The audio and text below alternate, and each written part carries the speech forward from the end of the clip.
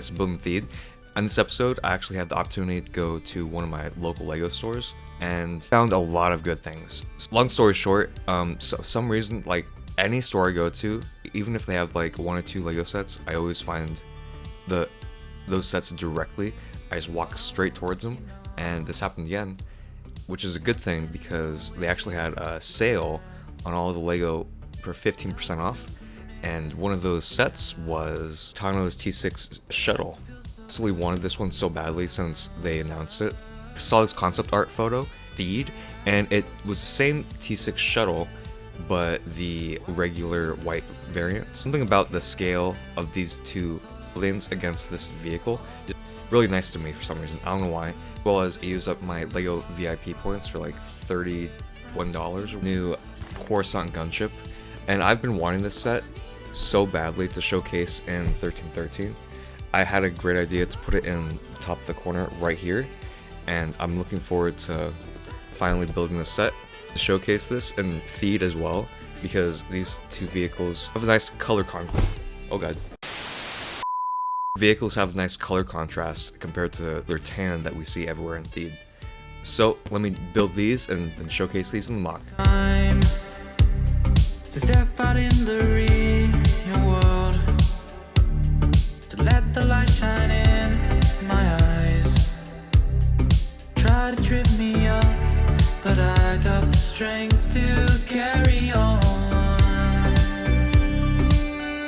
Got the strength to carry on.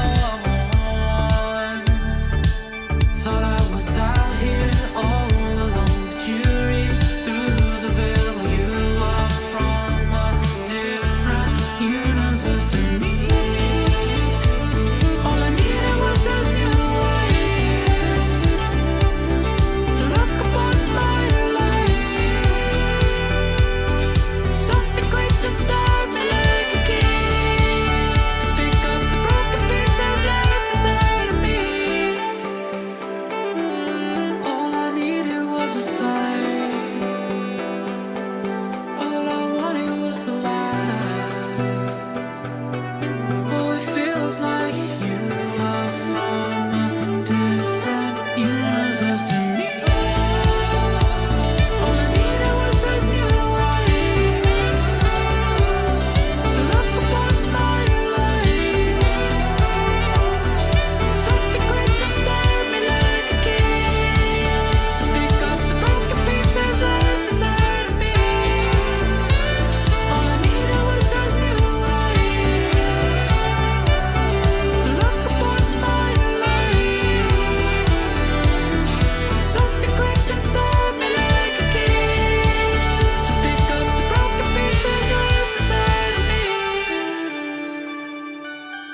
So this is my first ever gunship, and oh my god, the dark red, I absolutely love it.